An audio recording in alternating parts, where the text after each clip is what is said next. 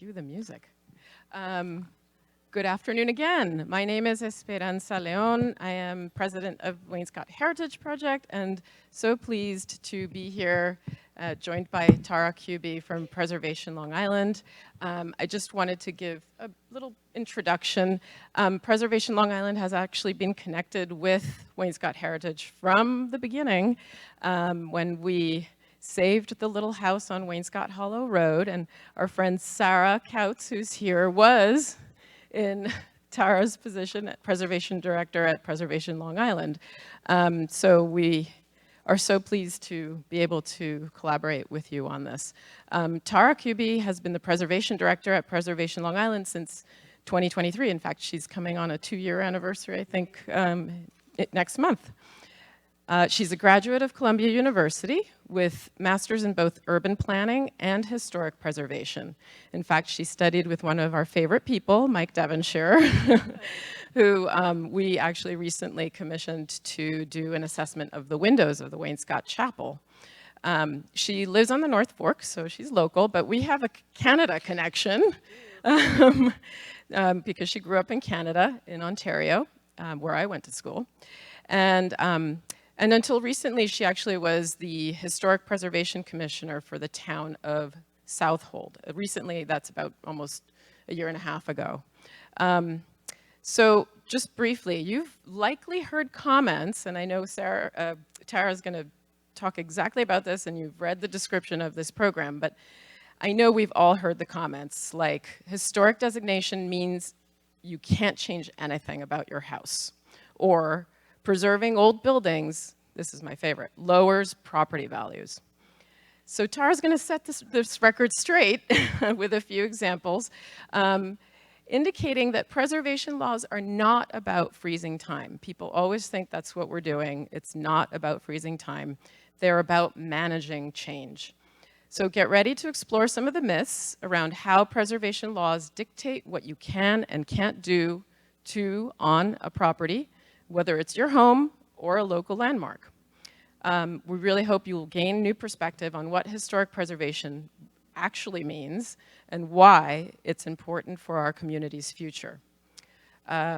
We'll follow the presentation. Obviously, I think you're all armed with questions, with an opportunity for you to ask your questions and maybe even challenge some of what you hear.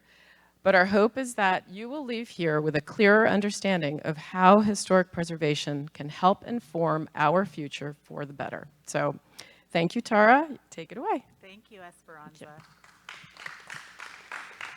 Okay, I'm not sure this is.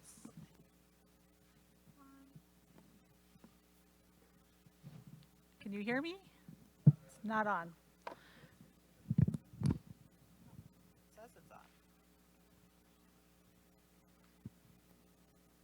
I might just have to hold it. Okay. So good afternoon. My name is Tara Kuby. Thank you, Esperanza, for that wonderful introduction. I'm the Preservation Director at Preservation Long Island. I've been working in the field about 20 years. I've worn a lot of different hats in preservation. So today I am going to be talking about historic preservation myths. I'm only going to be touching on a few of them. There are many, many more out there, and I'd be happy to talk about those in the Q&A at the end if something comes up that you'd like to discuss. I am the Preservation Director for Preservation Long Island. We were originally founded in 1948 as a Society for the Preservation of Long Island Antiquities, or SPLIA. We're a nonprofit organization, and our mission is to preserve and celebrate our shared heritage through advocacy, education, and stewardship of historic sites and collections. So Preservation Long Island owns and interprets 3 historic sites: Joseph Lloyd Manor on Lloyd Neck, the Sherwood Jane House in Setauket, and closer to here, the Custom House in Sag Harbor.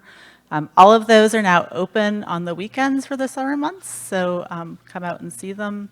Our headquarters are located in Cold Spring Harbor at a former Methodist church, and that serves as our gallery space. and our space for changing exhibitions and events. So part of my work is advocacy for all of Long Island. So I get around. It helps having my office in Cold Spring Harbor and being on the North Fork because I'm able to cover a lot of ground between the two places. I work in partnership with local historical societies, museums, tribal community members, municipal historians, church congregations, preservation advocates, planners, individuals, basically anybody who wants our help. If you call me, I will do my best. There's a lot of people to help around Long Island. One of the ways that we do that is through our Endangered Historic Places program, which comes out every other year, and that's based on nominations from people around Long Island and organizations around Long Island. And the call for nominations for this year will actually be going up in the next 10 days or so. So if you have a property that you're particularly concerned about, look out for that.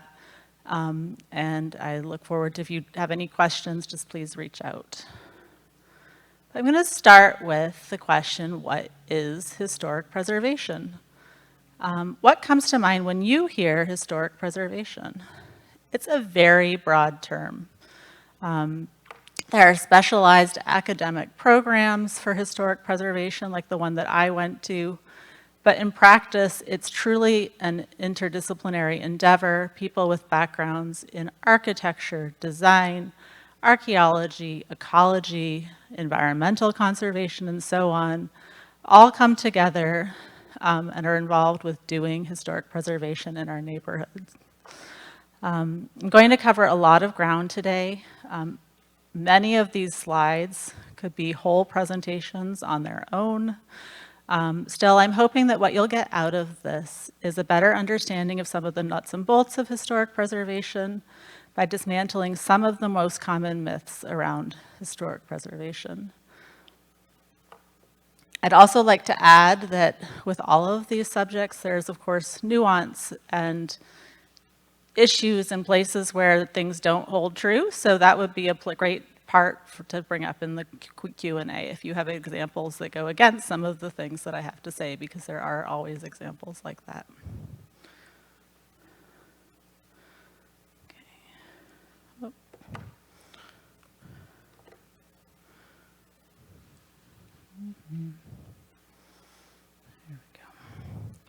So the first myth we're going to look at this afternoon is the myth that historic preservation or historic buildings are permanently protected.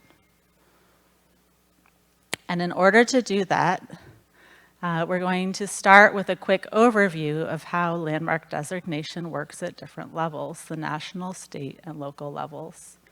At the federal level, we have the National Register of Historic Places, which is administered by the National Park Service. This designation is primarily honorary. It recognizes the site's significance, and it can provide certain protections, but only when federal funds or permits are involved. Listing can also open up eligibility for financial incentives, like tax credits, but it does not in any way protect against demolition or alteration. At the state level, we have a similar listings through the New York State Register. It mirrors the National Register, and it can often lead to federal listing. So the only true way that we can protect our historic resources is through local landmark listing. And local governments can adopt landmark ordinances that legally regulate alterations, new construction, and demolition within designated areas. These protections are enforceable through municipal code and usually involve a review process through a local preservation commission. Now, that's not always the case. Amityville just last year passed a new ordinance that actually does not review or govern alterations or demolition at all, but it provides a local tax incentive for preservation. So you can really individualize the your local code to fit the needs and place where your community is when the code is enacted. So for instance, in Amityville, they're really seeing that like as the first step towards a more robust code in the future.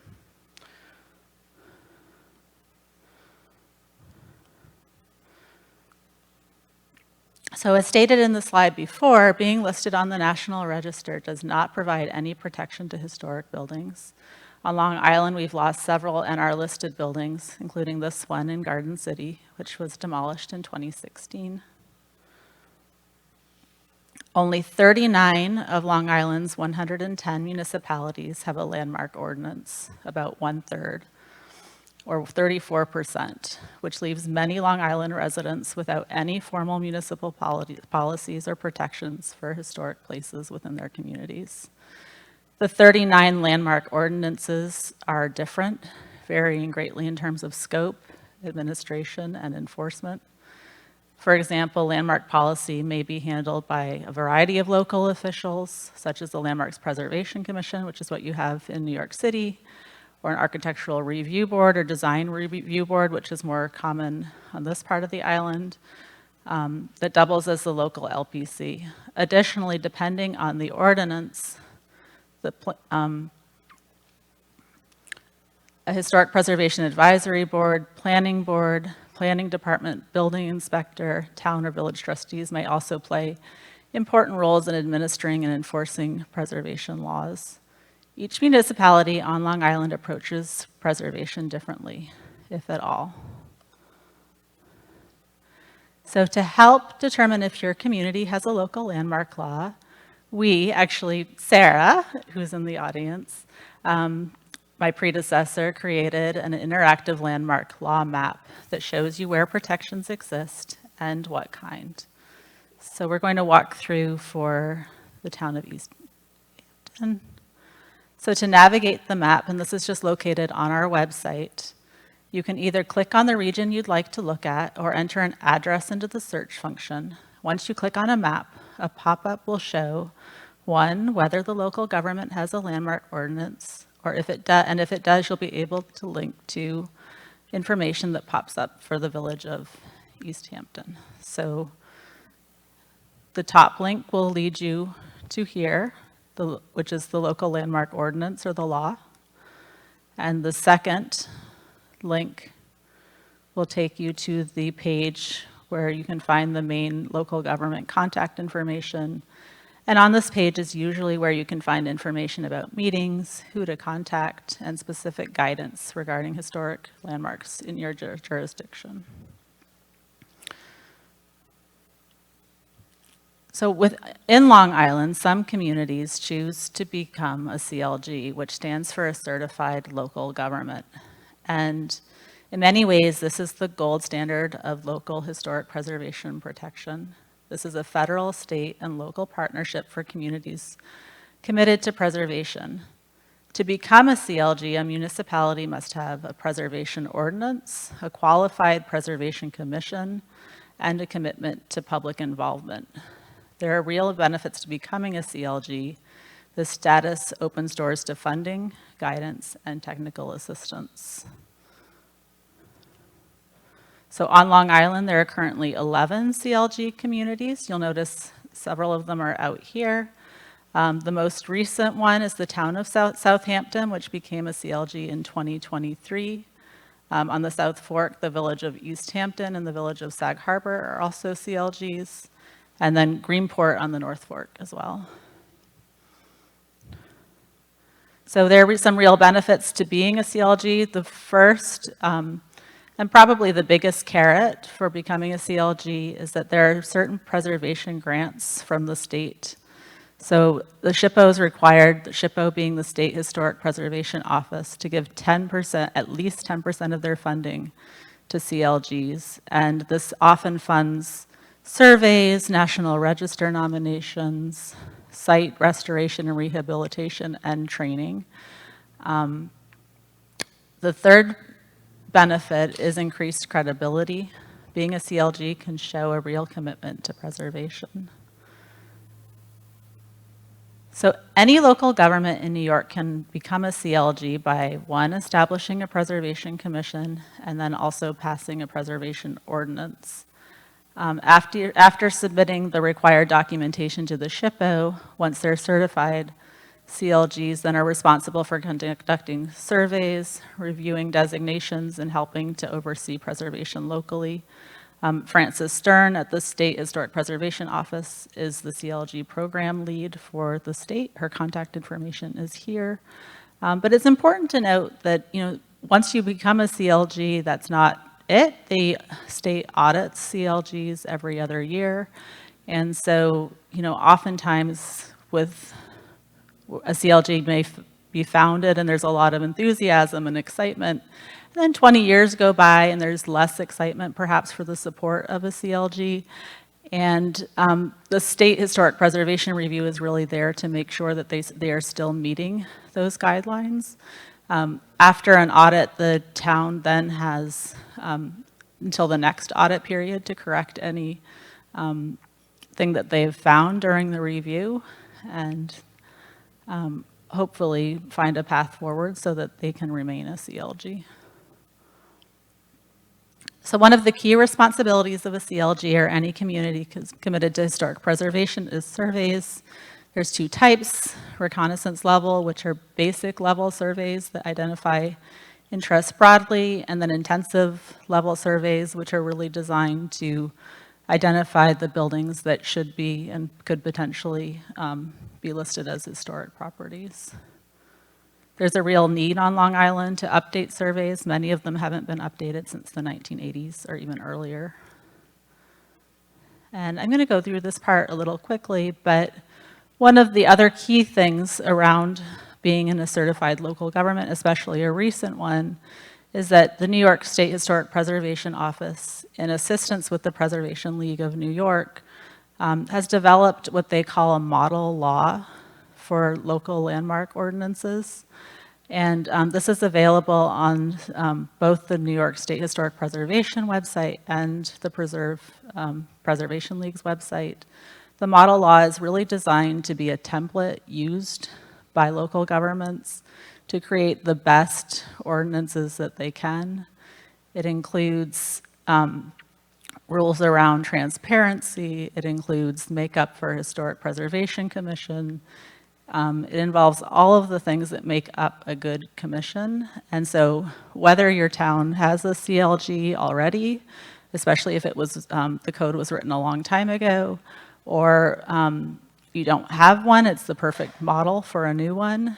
It's worth revisiting and comparing to see what is in there versus what's not. And if it doesn't match, these are things that are good to ask for because there's precedent that this works. Again, some key components of the law are that it sets up a good and qualified historic preservation commission. It defines what qualifies as a landmark or historic district, and it also outlines a process to officially designate historic preservation or historic places. So establishing a local landmark law is only the first step. For preservation to succeed, communities need to actively support and implement the program. If these guidelines are followed, a community will have historic preservation that is properly equipped to function well. The key ingredients are that the commissions must be properly staffed, trained, and resourced, that the design guidelines need to be clear. Property owners need to understand what is and isn't allowed. They shouldn't be trying to guess and then having to come back before committees over and over again. That just leads to confusion and misinformation. There needs to be ongoing public education so that residents know why preservation matters and how it works. And then the final part is that ordinances need to have teeth. Violations need to be addressed, and because if they're not, then there's really no point to any of this.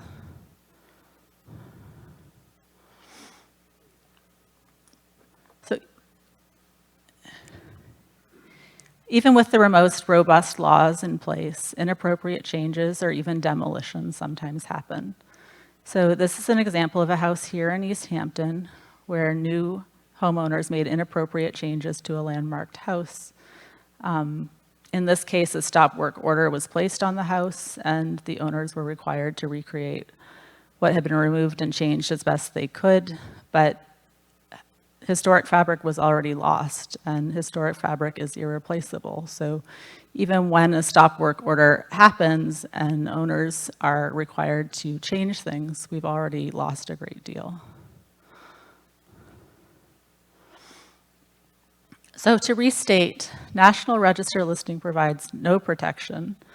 If politics within a town change, the makeup of a historic commission changes, or the planning department changes, the protections on historic landmark buildings within your community can lessen, even if you have a robust program like a CLG. So really, as citizens, it is your job to watch for that and to talk to your local officials and to say what you want. They're surprisingly responsive when enough people speak out. If you're looking to add an extra layer of protection to your historic property, one option is to create a historic preservation easement or covenant with a nonprofit or local municipality. So during this arrangement, which passes with the deed of the property, the organization that holds the easement ensures that any future changes made to the house are appropriate. There are considerable tax and potential state benefits by entering into an arrangement like this. On this end of the island, the Peconic Land Trust holds several historic preservation easements, and in addition to conservation easements that they hold. It may also be the only protection available to you currently if your building is located outside one of the already designated historic districts. Okay, myth 2. Historic preservation or historic buildings can't be altered or demolished. So we already covered that a little bit in that buildings that are listed on the National Register of Historic Places are only honorary, with the exception of federal funded projects, but that's a lecture for another day. Historic societies or organizations like ours also have no jurisdiction over historic properties. It's only if a local government has local landmark legislation that there's any review process. And what that looks like is individualized to the community. In East Hampton Town and Village, each district has a book that delineates the boundaries and the guidelines for the district. These guidelines are set to allow for appropriate changes to buildings and include appropriate additions and improvements. Within this, routine maintenance and minor changes are often completely exempt from review or qualify for an expedited review. If your building falls within a historic district, changes that do not meet the exemptions must be reviewed and approved by the review committee, which usually starts by filling out a form like this. So here's an example. This house is in the Hunting Lane Historic District. You can actually see it. It's the yellow house at the back of this postcard from 1910. The house recently went through a full-scale renovation, but it retains its historic integrity.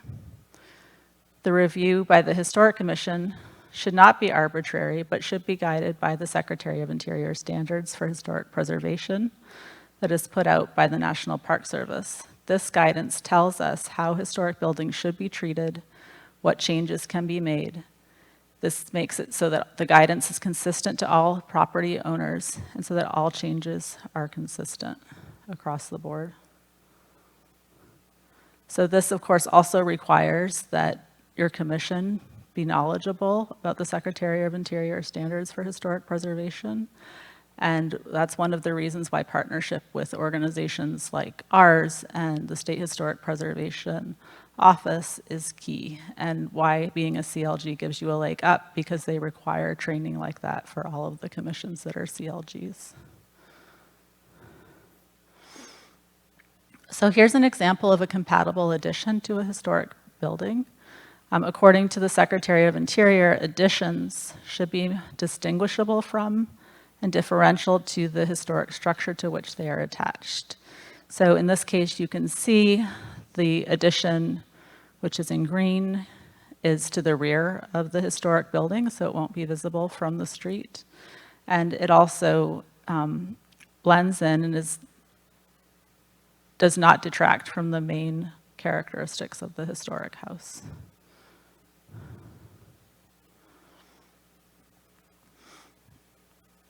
This building in the Main Street Historic District shows just how much you can change a building and still be in keeping with the guidelines. Now, I'm not necessarily putting this forward as an example of how you should treat a historic building, but I am using it as an example of just how much you can do and still be within a locally landmarked district and within the guidelines provided for that district. From the street, the house appears to have changed very little. As you can see, though, the inside of the house has been completely modernized, and there's a large extension built to the rear of the building. So clearly changes, even substantial ones, can be made to buildings that fall under the jurisdiction of local government. And this would be a case, too, if you had been the prior owner and you had not wanted to see change like this happen, where an easement or a covenant that would go forward with the deed could have prevented something like that.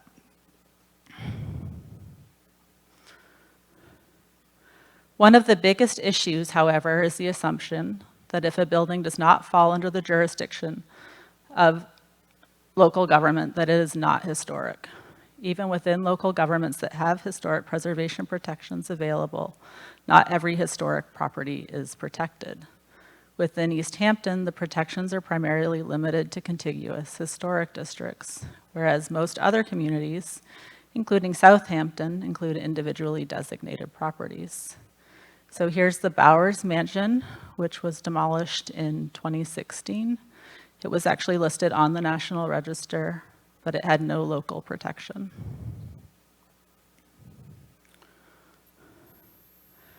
As stated before, there's a real need to update surveys of historic structures, not only in the Hamptons, but all over Long Island. Preservation Long Island has a special connection to many of the historic landmarks and historic districts on Long Island. Starting in the 1950s, we completed surveys around Long Island. On the south, or in Southold, all a building needs to be considered eligible to be listed is to have had a SPLIA survey done back in the day. But these were primarily done from the 1950s through the 1980s. So many communities do not have surveys that are current. This means that many more recent buildings, those that have met the 50-year basic age criteria since the survey have been completed, have not even been considered for listing yet. Modern architecture, especially of which the Hamptons has some of the best in the world, is particularly under threat and vulnerable. This house, designed by Norman Jaffe, which is on Further Lane, was demolished just last week.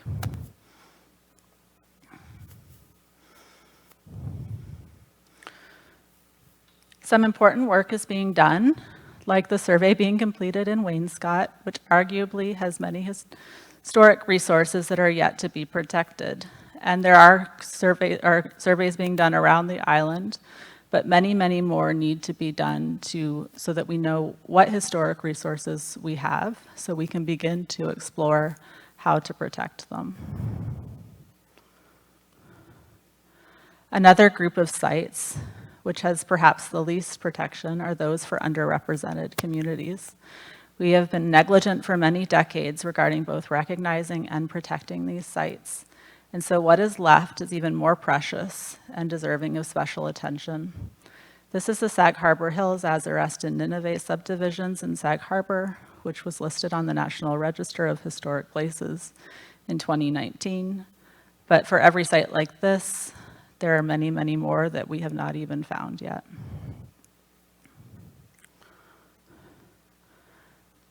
Myth 3, historic preservation reduces property values. Oops. So let's talk about property rights and historic preservation laws. Some people argue that these laws infringe on our rights as homeowners. But consider this, many laws that we accept without question already limit what we can do with our properties. For instance, zoning laws prevent you from turning your single-family home into an apartment building or a towering mansion. Wouldn't we all prefer to keep a landfill or skyscraper from popping up right next to our back fence? If you live in a condo or an HOA, you're likely familiar with covenants, conditions, and restrictions, which can dictate everything from pet ownership to whether you can wash your car in the driveway. But interestingly, these restrictions are often far more limiting than historic preservation laws, yet they are widely accepted, even by those who advocate for property rights. Numerous studies show that historic designation and the establishment of historic districts can increase property values. This study of Palm Beach, done by Place Economics in 2021, is notable because of the similar property values and demographics to our area. The studies consistently show that the median values of landmarked properties are consistently higher than those of non-landmarked properties, even when compared by square foot. This held true even for properties near the ocean. I would love to see a study done specifically out in the Hamptons, but this Palm Beach study is the closest thing that I have seen to a study that is applicable to demographics out here. Another benefit of historic is that historic commercial downtowns can contribute to revitalization and to promote tourism. Their historic character is what makes these places special. Think of the Main Street in East Hampton, Sag Harbor, Greenport. These are all towns with strong local landmark rules. These downtowns have a special and unique character that encourages business development and visitors.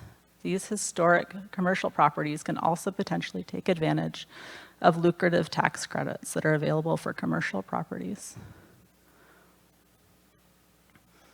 And the findings regarding the value of historic preservation in commercial neighborhoods is upheld by, again, numerous studies around the country, including this one, which was completed for New York City, that showed that the highest retail market price was found in high-density buildings located within historic preservation, historic districts that were regulated by the city of New York, versus the lowest being low-density preservation districts and just New York City metro area in general. It was almost double. The studies consistently show that owning a landmark building promote long-term stability and growth in property values. So this report, again from the Palm Beach study, between 2007 and 2020 show consistent growth of property value within the Palm Beach. Owning a historic property is simply a good investment, but why is that the case? So as neighborhoods and homeowners change, it's essential to recognize that the value of your home is often tied to the condition of neighboring properties. If one house falls into disrepair or a McMansion is built, it can drag down the entire neighborhood. This is where a historic district can provide security for your investment. While it's not a perfect system, being in a historic district helps maintain what you love about your neighborhood. Homes in protected areas can see value increases of 5 to 35% per decade compared to those outside of historic districts. So this is an example of the Robert S. Bound house, which was for sale in 2023 with an asking price of $11.5 million.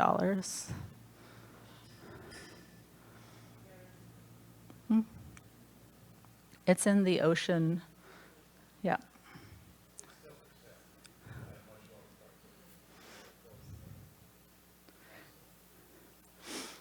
So although a comprehensive report has not been done for the Hamptons, the studies which have been held up in every type of historic district around the country appear to hold true.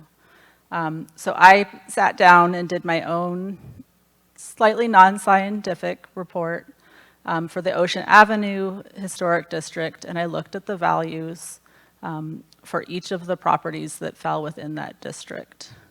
So the values there for the houses range between 4.2 to almost $22 million. The mean value for the zip code was 7 million, or sorry, the mean value for that district is $7,156,000, which is far above the 2,390,000 average for the zip code. Looking at houses in the same neighborhood but outside of the historic district, so for instance, near Cottage Avenue and Lee Avenue, the value of the houses within the historic district are equal to above the currently listed values for those houses. So that's a way of just showing that the reports that we've seen through the rest of the country do appear to hold up here in the Hamptons. This is an ad for a house within the district that capitalizes on its history and recognizes it as an East Hampton icon.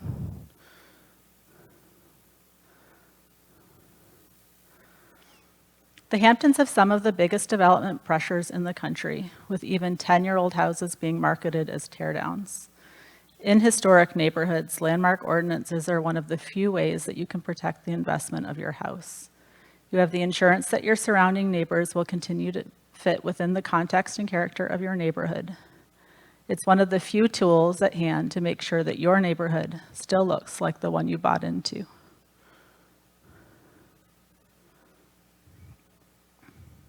So just to end this section, I mean, would the Hamptons still be the Hamptons if they looked like this? The historic buildings of the Hamptons are a big reason why people come here, both to live and to visit.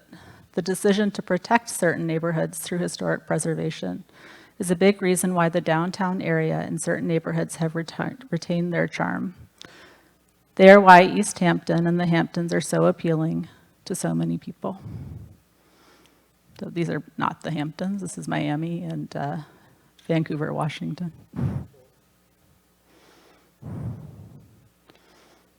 All right, myth 4, old buildings cannot be energy efficient.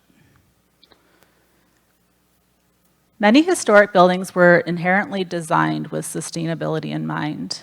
They feature thick walls for insulation, strategically placed windows for ventilation, and overhangs for temperature regulation. Studies show that retrofitting historic properties with modern weatherization techniques can significantly improve their energy efficiency while preserving their character. Historic buildings embody the energy and resources used in their original construction, making their preservation a powerful form of sustainability. By reusing existing structures, we reduce demolition waste and avoid the environmental costs of new construction, conserving both cultural heritage and energy. Interestingly, it can take an average of 40 years for a new energy-efficient home to recover the energy and carbon spent in its construction.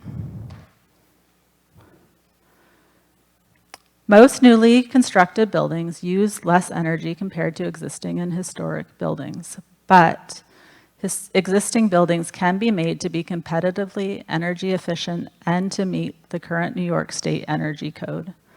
This is typically done by first understanding the energy characteristics of your building through an energy audit, and then systematically making conservation improvements that might include adding insulation and storm windows, stopping air infiltration, and replacing conventional heating and cooling systems with heat pumps.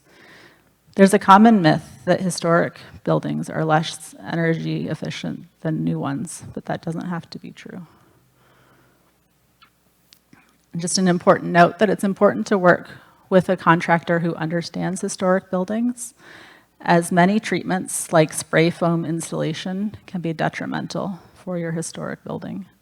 And even we just completed a full installation of an HVAC system at one of our historic museums. And our contractor, who was supposed to have background with historic buildings, was trying to convince us to use spray foam in the attic there. So it really is important to do your research. Part of that can include calling me, because I can recommend people. One of the issues that often comes up is the efficiency of historic windows. many people, even those who love their historic homes, often want to replace their existing windows with new vinyl ones. This is actually a conversation I recently had with my own mother, who owns a Craftsman-style home. Reglazing, weather stripping, storm windows can make all the difference. Historic windows, if maintained, can last forever versus the 20-ish year lifespan for vinyl, sometimes shorter.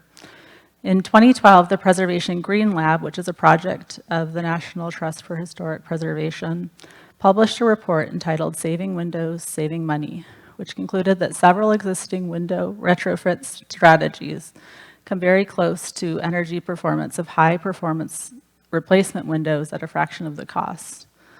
The analysis focused on 5 primary retrofit techniques and examined their effectiveness across various climate regions to determine which techniques were the most effective where. The results were compared to the option of window replacement across the same regions. The 5 retrofits included weather stripping, interior surface film plus weather stripping, insulated cellular shades, exterior storm windows, and interior window panels. While the study concluded that no single retrofit can provide greater energy savings than replacement windows, it also clearly shows that a combination of 2 or more retrofits can achieve equal or greater energy savings as replacement windows, while at the same time providing much greater cost savings. A trickier issue can be the addition of environmentally friendly energy solutions like solar panels. So can you add solar panels to a historic building? The answer is that it depends. Around the country, different historic preservation review boards have taken different stances. Some are almost unilaterally allowing them throughout historic districts, while others are almost completely banning them. The answer usually, however, is that commissions are following guidance from the National Park Service, which allows them if they can be concealed, for instance, on flat roofs, or if they are not visible from the main rights of way around a building. So whether or not you can install them on your house may be dependent on the orientation of your building to the sun. This issue can be frustrating for all involved, but hopefully will diminish as technology gets better and as new innovative product comes out that is more sympathetic to historic material. So finally, I'd like to reflect on the role of historic preservation. Contrary to popular belief, preservationists are not merely nostalgic about the past. Instead, they view history as a foundation for confidently moving into the future. Historic preservation is an important tool to create the neighborhoods where we want to live. It helps us to recognize what is important to our communities and incorporate it into future planning. Preservation is not about halting change or suppressing innovative new architecture. It allows us to cherish the best of our shared heritage while revitalizing neighborhoods, spurring economic growth, and creating better communities. By preserving sites of unique quality and beauty, we can anchor ourselves in history while embracing the future. So the chart above shows some of the current initiatives in historic preservation as established by the National Trust. It shows that historic preservation is a forward-thinking movement, not one stuck in the past. Thank you.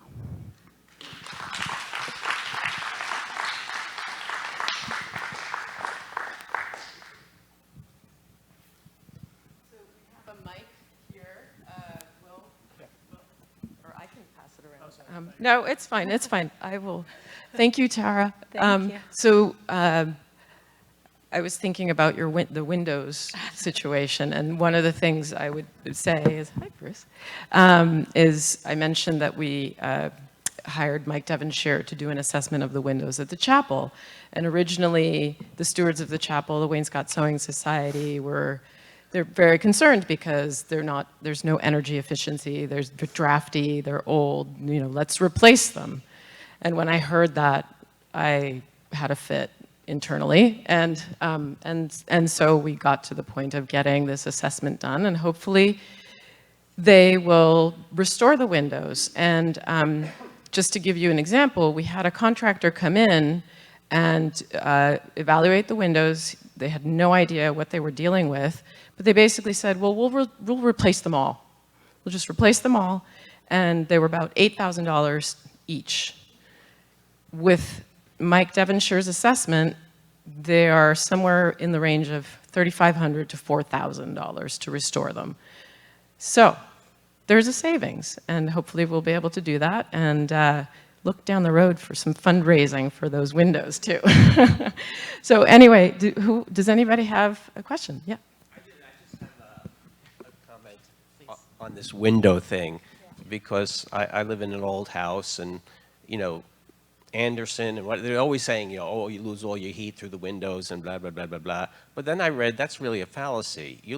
Hot air rises, and you lose a lot of your heat out of the attic. Mm-hmm. And so with my old house, I recently got somebody to go up in the attic, insulate it, blah, blah, blah.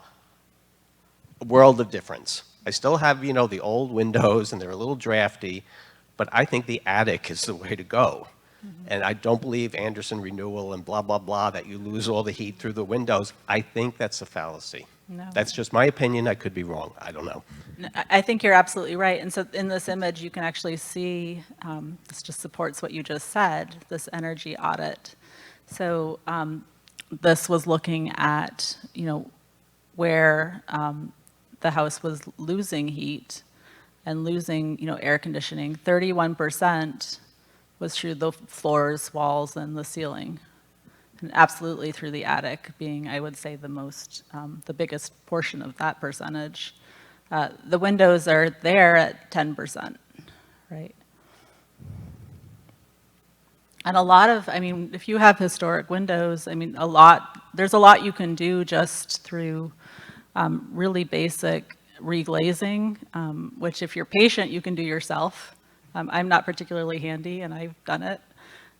Or installing storm windows, which you know, pretty much anybody can do. So.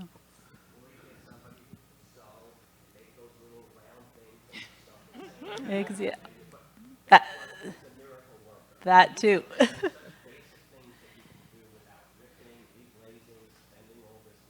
Exactly. Mm-hmm. Yeah, exactly right. I would just add, I hope that wasn't spray foam in your attic.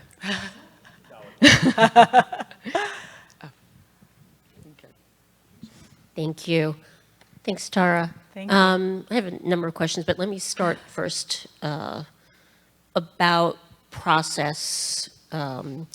You mentioned that having individual structures landmarked can be an even more important way to go, because many old structures don't fit into limited historic districts, mm-hmm. right? So I just wanted to get a little bit of advice. Should those ideas, let me back up. Can the town itself, or the village, in this case I'm talking about East Hampton Town, come up with a list and begin that process? What do they have to do? What is the first interaction a town would need to do with the owners of those properties to get to a path of designation? I mean, I would say that you know, historic districts are in a lot of ways, I'd say, key. And I would not put one necessarily over the other, because historic districts do all of the things that I talked about in terms of protecting your property from surrounding development, all of the good, juicy things that we talked about up here. Local landmarks can be a little trickier, because you might have the lone beautiful house in the middle of a street that's changed completely. And so there are a number of studies that I didn't necessarily reference, but that show the same, although not quite at the same level, that property values do not get diminished if your house is individually landmarked.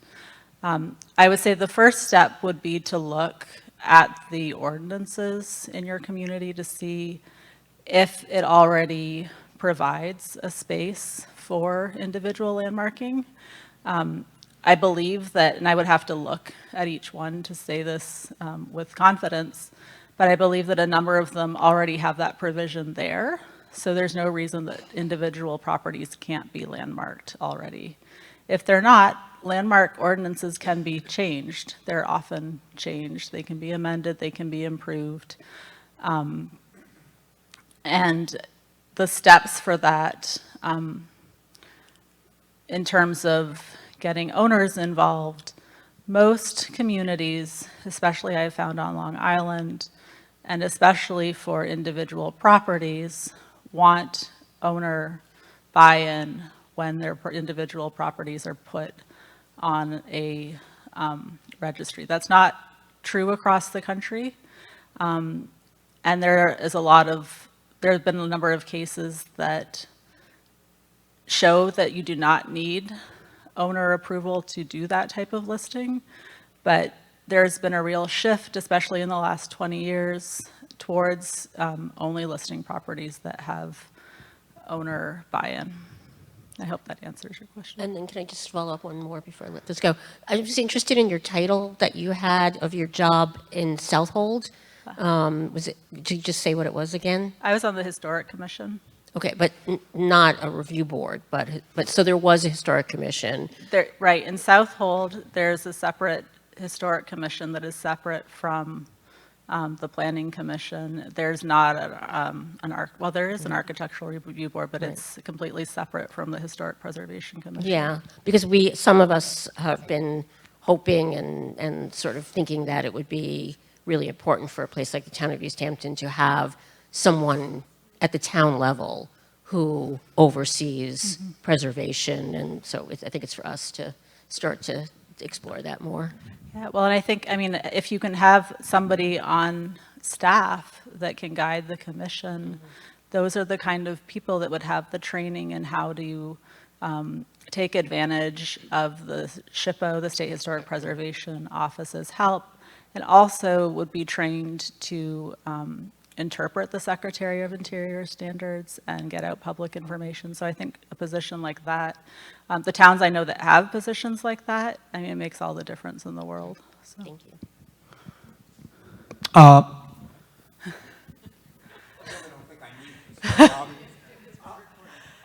Sorry.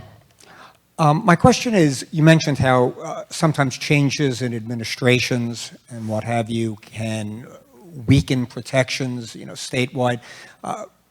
On the federal level, obviously there's been some changes. Has there been any weakening, changing of anything coming out of the Department of Interior regarding preservation? Well, the broad answer to that is yes. The specific answer is very complicated. The way preservation is designed to work is that, the strongest legislation, as we've talked about, is really at the local level. And then the next step above that is the state level, and then the federal level above that. But in terms of strength, really locally, we have the most power. New York State has a fair amount. They have a very strong, well-funded State Historic Preservation Office with a governor who's very supportive of preservation programs. So that will help at our level a lot. One of the things that is happening in other states, specifically Arizona and Ohio, is that the historic preservation funding for the country that comes from the federal level and funds partially a lot of the state historic preservation offices has not come through. And so those staffs have had to let people go. And because of that, it's the state level that's is responsible for the first step in getting any buildings listed on the National Register, on tax credits, on CLG programs. So all of that work in certain places just isn't happening. But I would say for us in New York, it hasn't really resulted in any meaningful changes. There are some other programs, especially the federal programs, that they're trying to weaken, but that would be another conversation. So. Coming. I have 4 windows that need to be replaced. I have a house that was built in 1748, so the windows had to be replaced. I did that about 20 years ago, and it did make a difference. Now I have 4 more that need to be replaced. and I want to know, where do I start? We have a few people around who can do that kind of work, so I'd be happy to give you my card, and I can give you some names. All right, the second question. I have baseboard, water baseboard heat. And is there any new technology that I haven't heard about that can somehow give me the benefits of a heat pump with a water system? I mean, I think there certainly are, depending on the space. Again, I think it would take somebody that has a real knowledge and can come and look specifically at your house to make those kind of recommendations. And would you have any recommendation there? I have a couple names I'll give you. Okay. Yeah, Thank probably you. the same people for the windows. Okay, that makes it easy. Thank you. Pass it down to you.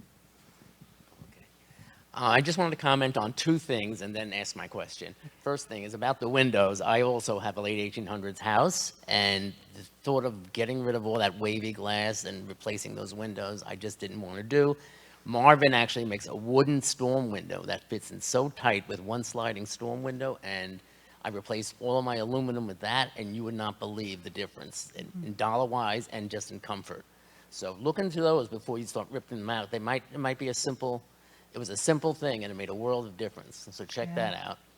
And about 15 years ago, I was on a subcommittee where we sat down with some local builders and architects, and we figured out a plan that we could offer to homeowners of historic houses where perhaps they would get an easement on the facade, the front facade of their house, and then we would offer them maybe some flexibility in the back, like maybe a guest house or something.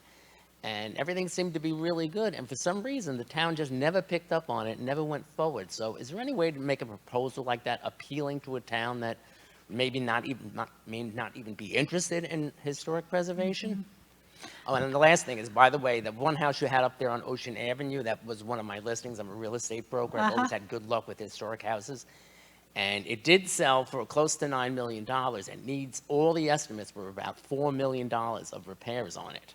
So that's why it took so long to sell. But there were old historic house lovers that came, and these people are going to restore it. Wonderful. So it's going to be very, very good. So anyway, about getting a exciting. program that the town will support and back us. The village has it, but the town doesn't. So that's something we hopefully can do before it's too late.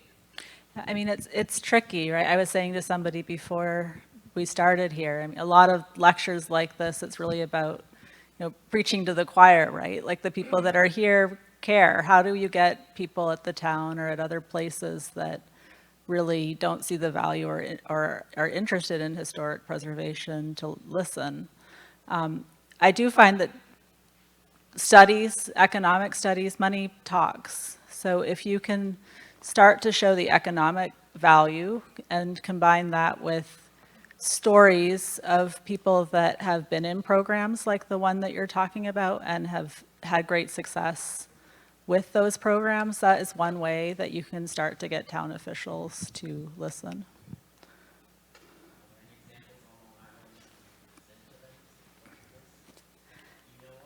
Not offhand, yeah. Hi, I'm Tim Godbold. I run a nonprofit out here called Hampton's 20th Century Modern. I have I have a lot I could talk about. Where to start? I don't know if you're familiar, but last year in the village of Southampton, they tried to protect 5 modernist houses. Myron Goldfinger, Norman Jaffe, Ward Bennett, and it turned into a nightmare. And we got dragged into it, unfortunately. And it was cursed from the beginning, and they totally did it the wrong way. They didn't talk to the homeowners about it. They just sent them a letter in the mail. And this isn't the way that we're going to save houses. And there just seems to be a certain amount of arrogance sometimes in these building departments about how they're going to do things and what really happens. I sat in a lot of meetings. There's a lawyer called John Bennett. Yes, we all know John Bennett. The guy is a barracuda, and he would literally pull that presentation apart in 2 minutes, because showing prices in Florida that doesn't have any relation to what's going on in the Hamptons isn't going to fly. So like, who is going to pay for that study? Is that something that you can pay for? Or like this is the big conversation. Who's paying for this? These are all really good ideas, but like, who's paying for it? And I'm sounding super cynical because that's what we're dealing with. We're dealing with really cynical people. That house on Further Lane, I posted on social media. The comments are always astounding. One of them being, well, why didn't somebody buy it that would protect and save? That house was on the market for, I don't know, a year or so. There was plenty of opportunity for a modernist to come in and buy it. They didn't. Could the village of East Hampton have stepped in and maybe said something about, you know, when the plans came up for the new building? Those plans were done a year ago. I know they were done a year ago. Someone told me. I hear all sorts of things in the wind. And it's just, you know, it's like how, there's another preservation society called US Modernist. And when we told him that the village of Southampton had come to us to ask for our help, his words were, run away now. And he was right, because we ended up getting screwed and I got cease and desist from homeowners. I'm an easy target to go after, right? And it's not nice, because I do this for nothing. I do this because I love living here and I love these buildings and I love traditional buildings too. It's just not modern. But it's just, you know, it's just frustrating, Tara. And it just, you know, Alan Alda, we all know who Alan Alda is, right? He lives in a Norman Jaffe building, and God bless him, he's probably not long for the world. So what's happening to his house when he goes? Like, we need to be looking at these people's houses that are in them, that are the original owners, and are their children going to take these houses and just sell it? Like, we got to come up with a plan on how to get to these houses now. So thanks for letting me share. And I know, and thank you, Tim, for being here. I know that there's always this reticence. I've had conversations with people who are in wonderful Starchitect houses, and their attitude is, well, we don't want to landmark it. Yeah. And I don't quite understand that, because they love their house, and we'll just find that right owner that's going to take care of our house. And I don't know why there's, you know, and you can explain that you can tailor these landmark Well, and I think ordinances, right? No, exactly right. And I mean, I'll start by saying it's incredibly complicated, right? Especially when you start looking at modern buildings, and, you know, some of which haven't met the 50-year mark, like a lot of the ones in Southampton that were on that list to be recognized. I'm well familiar with it. I was there until 2 in the morning at that hearing. So, so where do you start? I mean, it's very tricky.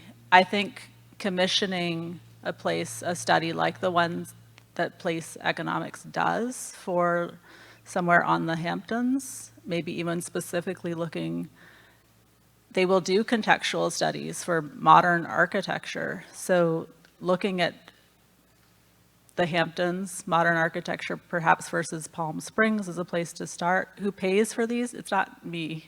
It's not our organization. I wish it was. You know, I almost do this for, you know, for free, but it's very complicated. And I think we can use places, and, you know, I've heard you talk about this, but Palm Springs is sort of the shining example we would like the Hamptons to be. So how do we get from there to here? I think it's a long and complicated path, and hopefully we don't lose too many between here and there. I mean, we're losing them left and right? But I do think an economic study like this one would be a good place to start. Place Economics is great. They're based out of Philadelphia. They have they're very well recognized. They're very well, Donovan Ripkema, who runs the business, is certainly up to the challenge of anything that certain high-powered lawyers would throw at him, especially if he knew in advance. So that, I don't know. I do know that a number of nonprofits around the country have paid for them, so that tells me that they can't be terribly out of reach. Good afternoon. Thank you for your presentation. My name is Kevin Scott, member of the neighborhood group, Freetown Neighborhood Coalition. We live in Freetown. Could you elaborate a little more? I have family that live in Azarest, so very familiar with what you did. Fantastic work to get that recognition of that historic African-American community. It has parallels with Bruce's Beach and Edgar Inkwell and Martha's Vineyard and so forth. How is your organization working on addressing this underreported issue, that an area that has been disenfranchised, not recognized, not part of the cultural model, like Freetown, like Sands, doesn't get on the survey maps? We have to struggle to get a cultural survey, which is now underway. And then I saw the 7 or 8 different cultural books related to East Hampton Town and Village, but none reflect the African-American community's history. How is your, could you elaborate on how you got that done, which is a miracle, and how it can be, in my opinion, and how it could be leveraged into how Freetown can be recognized as its own district and buildings that require review saved? Sure. So I'd like to start by saying that almost all of the work that happened on Sands was before I started at Preservation Long Island. There's somebody in the audience who could answer that question in terms of all the work and building, community building that went in to make that happen. Hi, Kevin. Yeah. I'll tell a little story because Azarest, Nineveh, at Sag Harbor Hills, when I started, 2017, I think I started, I got a call within the first week I was there from Georgette Greer-Key of Eastville Community Historic Society. And she said, we need help. All of these demolitions are happening. And I said, okay. And I did a little research, and within 2 weeks of starting that job, I was out in Sag Harbor. And so in many ways, that was the start of my career out here. And so it's really close to my heart. So how did we do it?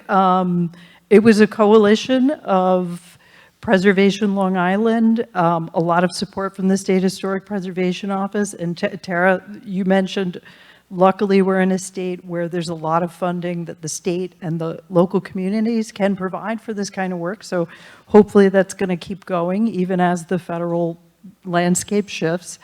But they were very important and crucial, and they came many times out to Sag Harbor from Albany. And the incredible people in that community, and many of the elders who have since passed were really instrumental, because of course that first and second generation of people who created Sands in the late Jim Crow era were so integral in getting that early history and understanding the evolution of it over time. And so one thing we did, we started with trying to get the village to do a survey.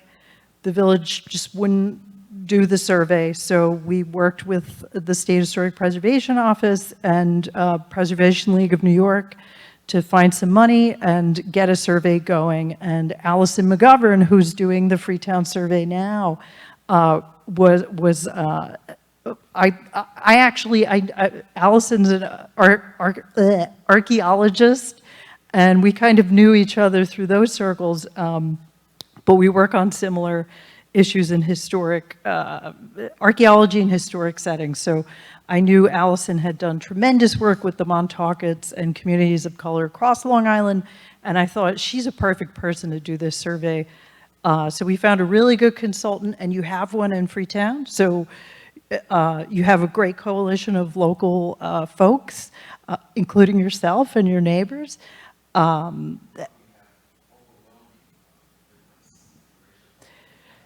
Yes, so one thing to keep in mind with Sands, it's still not designated by the village. Right. And there is no sense of when that might possibly happen. So one thing that we found is continuing even now with the local designation is the same that is facing the town of East Hampton and the village of Southampton, is people just don't understand the ordinance and the power their municipality has. Yeah. And how many people have read their landmark ordinance? Just, I know Jade has. It's a problem. You know, you got to read it. You got to know what the community has empowered its representatives to do. Many of the towns and villages with landmark ordinances can designate without the approval of a property owner. They absolutely can. So Sag Harbor, they can do it. East Hampton Town, they can do it. Southampton Village, they can do it. Southampton Town, they can do it. Did you guys know that? Did you guys know that, like, and it's not arbitrary. It's based on criteria that you can find in the code if you read it. It says very clearly what is supposed to be or eligible for designation. And they could do it tomorrow. Go to the town board, go to the village board, and they could designate based on the criteria. They could designate it tomorrow. So that's a power that the communities gave to the representatives decades and decades ago. So after you read the ordinance, go look back at the newspapers from that time, from the 60s, 70s, 80s, when the ordinances were put into place. And I encourage you to do this because it's very enlightening. You hear the same kinds of issues and concerns, yet it's an overwhelming support for doing this, for granting these powers and doing this. And imagine if they hadn't done it 40 years ago, what this place would look like. So we're in a very similar moment. Of course, it's not exactly the same, but just you know, look at the records, look at the documents, and just get a sense of the history. And anyway, I think that's going back to the very beginning of Sands. That was what they were doing out there, was doing their best to use the system and the power they had within the narrow space they had to make that community. And it still survives today, and there's a legacy of that resilience and determination, and we all share that. So I'm hopeful for the future. Thank you. Thank you for listening. That was long. So I will say that in general, so a lot of how I hear about sites around Long Island that come from underrepresented communities are by getting out into communities. So I did a talk in Rockville Center that led to working with a Black Baptist church there that has a rich civil rights history that it looks like it's on the path to be listed on the National Register. And there are numbers of other ways that we do that as well, including the Endangered Historic Places list, which goes out as many places as we can think of, including to communities and people we've worked at in association with, like Sands and other places around Long Island, who can reach people that maybe we couldn't through our normal means. So.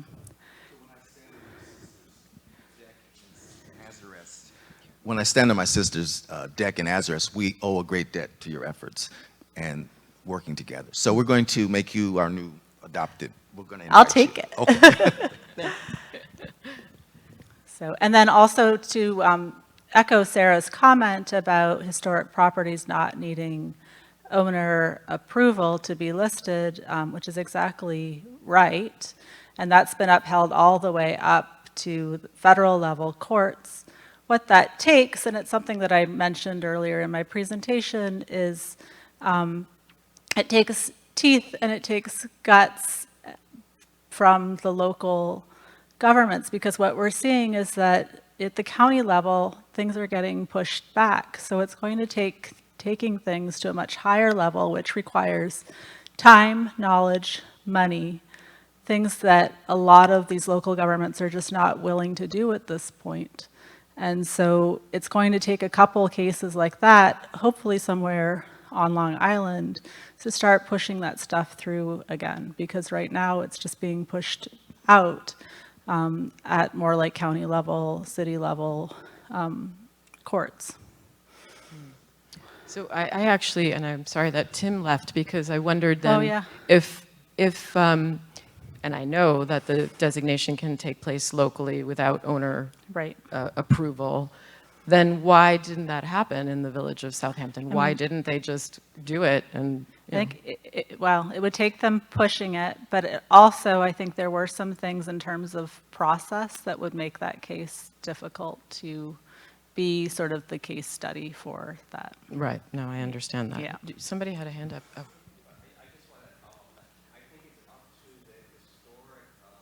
Let me. Push that to try to get things landmarked. They should be putting the applications in. So say Bridgehampton, they have a historical society, but no, oh no, that's outside their mission statement, blah, blah, blah. If they're not going to step up, who is in terms of putting applications to landmark something? So I think sometimes our historical societies are weak, in my opinion. It's a good point, but that really is not their mission. I mean, Yeah. No, you can have a mission statement, okay, but you can do things above and beyond your mission statement. So I ain't buying that one. Just to add on to that, I think I'm correct on this. If you read the code for East Hampton Town Architectural Review Board, one of the listed powers / responsibility of the board, and the chairman of the board was here, he left a couple minutes ago, but, is that they have the ability to identify individual properties or places that they believe are, meet the standards of landmarking. Right. And to escalate those right to the town board. And, Exactly right. And I just, it gets back to like what Jimmy was talking about, this working group that he was working on, and I know I'm preaching, but having gone through a different community-driven effort to change some other codes, it is on us to get up there in front of the board and really start talking about this again. Why don't we have this type of preservation? We want more district, it really does have to grassroots it in a way that begins that dialogue. Yeah. yeah, and unfortunately, the East Hampton ARB is, doing a lot of fences and gates, so they're not Right. designating. I just wondered if you want to mention the survey that East Hampton is going to do. Yeah. Yes. Hi, Jane. Hi.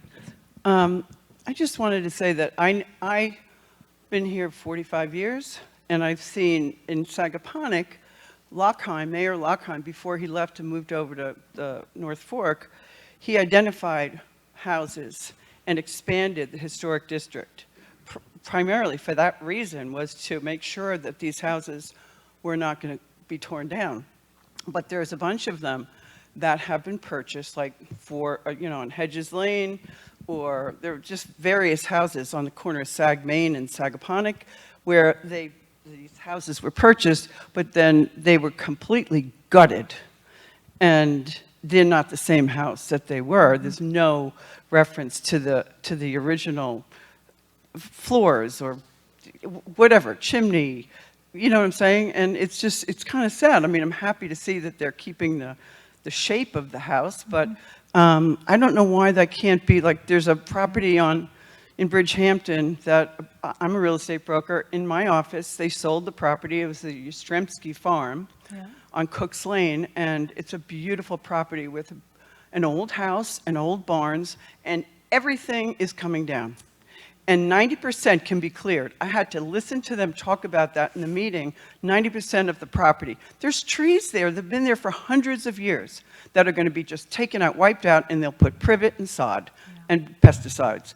And, it's like, I saw a lot across the street from me. I'm in Sagaponack.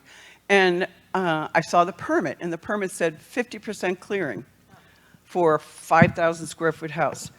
And I know a man who's a horticulturist, and we went over to the property, and he identified all these trees and identified just various parts of the property. And I also work with wildlife, and I said, did you check to see if there's any nests in the trees? You know, the nesting is beginning and breeding. No, they just took 95% of the trees to put up a curb cut for the driveway for this 6,000 square foot house.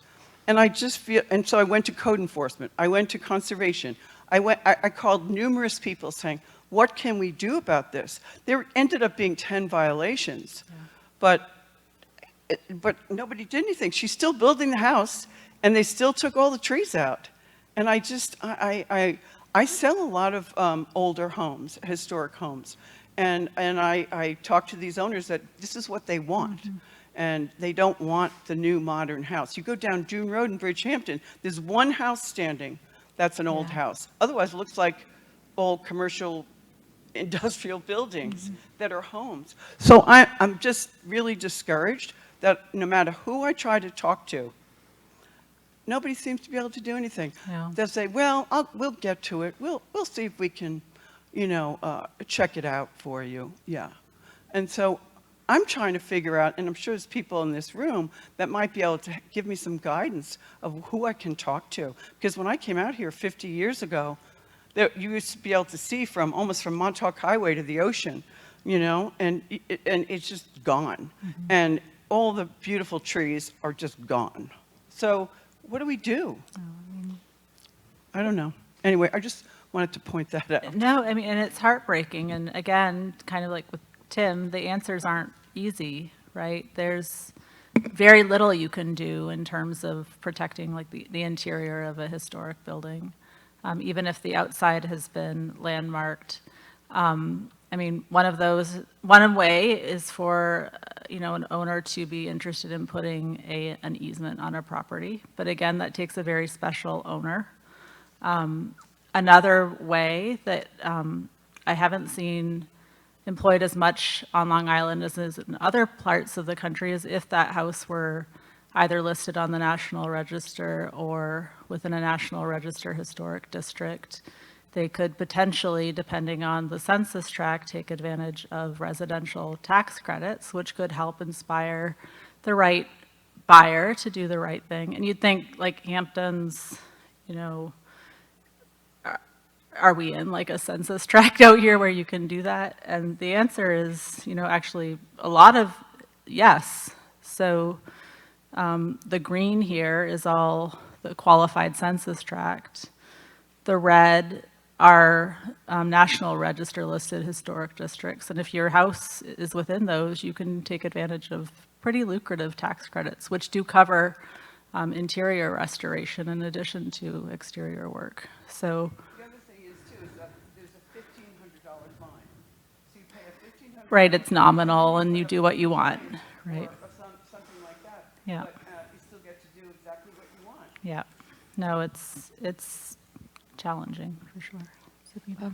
Hi. Hi, Sabina. Hi. It's good to see you again. Sabina Streeter. I'm an artist, and I believe we were on the same panel. We were in Greenport. In Greenport. And I echo exactly her concerns. I live in Sag Harbor Village in a house from 1820s. And I saw our historic houses in the village, Yep. supposedly protected, being gutted left, down, right, and center. And it's the same principle. The facade is standing inside, they're gutted, the landscaping, the old house, the old trees being destroyed. Lately, there is a 12-inch circumference for taking down trees enforced, but again, there's a minimal fine on it, and it's being done overnight, and the deforestation. And it goes on, my frustration, I did an exhibition about it, because I realized, at least to create some awareness, and yeah, the fines are minimal, there is, and I do not understand why the interiors of the buildings, which are 200 years old, which is enormous in the scope of history, not more protected? Yeah, it can be very difficult, unfortunately, to control interiors of buildings unless there's a public space component. And so really the only answer we have is to raise awareness, like you're doing, to encourage love of these historic buildings, and then a few of, the incentives I talked about, but it's very limited. It is. I mean, it's one of my big frustrations too, so, but. The property rights argument. Yeah. Yeah. No, exactly right. So I think if there are no more questions, we'll wrap this up. Thank you, Okay, Tara, thank you. for being here. And thank you all for your questions and your comments. And please feel free to come up, and I'm offering your services here, but please feel free to come up and introduce yourself to Tara and speak with her individually. Thank you.